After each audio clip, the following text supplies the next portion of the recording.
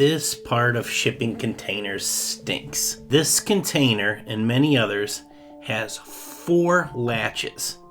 And if it's not bad enough to undo 4, you have to do 2 on each side simultaneously. I'm sure this level of securement is necessary to ensure a load of Hyundais don't roll off into the middle of the ocean, but if you're just using a shipping container for a storage shed, it's not necessary. If someone really wanted to break in, they would just cut the lock.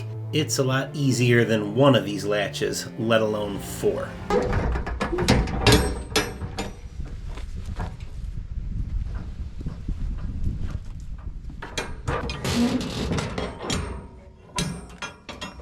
That's like the easiest it's ever been.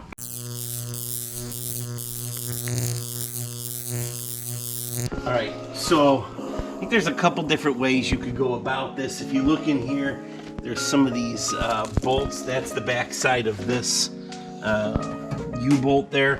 And these bottom ones, you can see there's no hex on this side, but they have these kind of captive rivet things on there.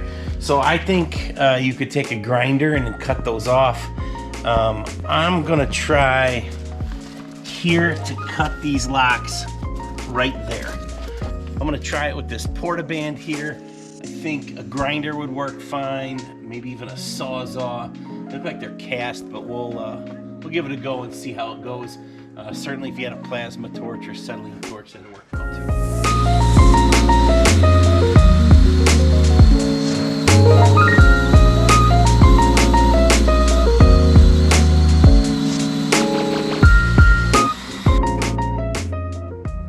So that is like, what do you think that is, about 1 inch? Solid inch pin in there with these steel pieces around them. It worked well. I kept trying to push it through thinking I was doing something wrong, but apparently just trying to cut through 1.5 inches of steel might have been part of the problem there. So anyways, I think it'll work for these other ones. Just go slow. This might not be a job for a Sawzall. If you got a porta-band, that is definitely the right tool for the job.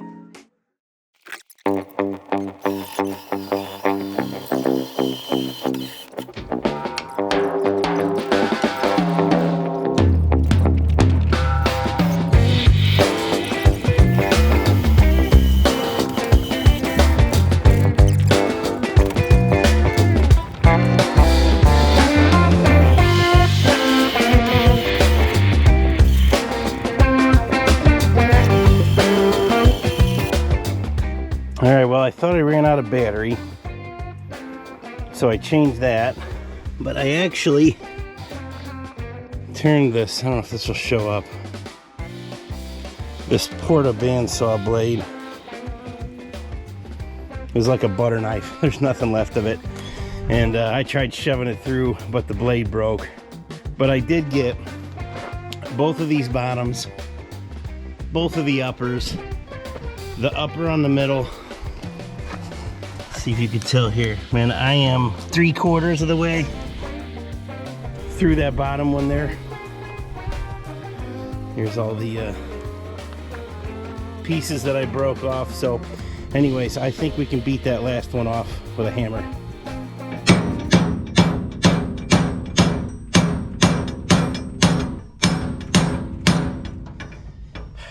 I'm gonna get the grinder in there.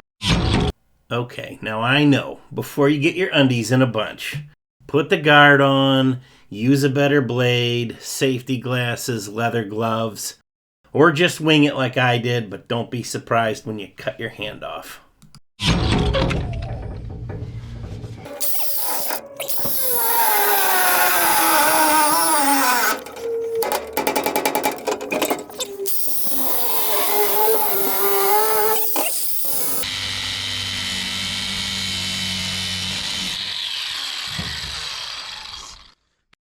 All right, so something we realized as we did this, these bottoms here, same as this, have this big pin that only goes up about 2 inches into the pipe there.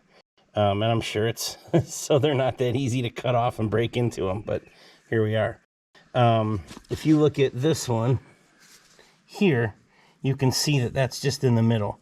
If you were to just cut around here with your grinder, you didn't have a portaband that easily cut through them all, this would just fall off, and this pin would fall out separate.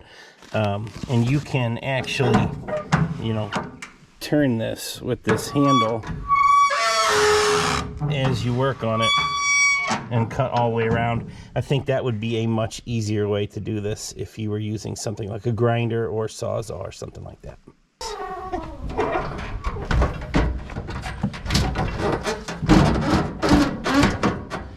Beauty, like a glove.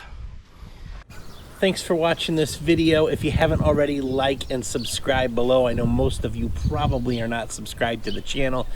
Anyways, I think I'm going to do another video on the hinges.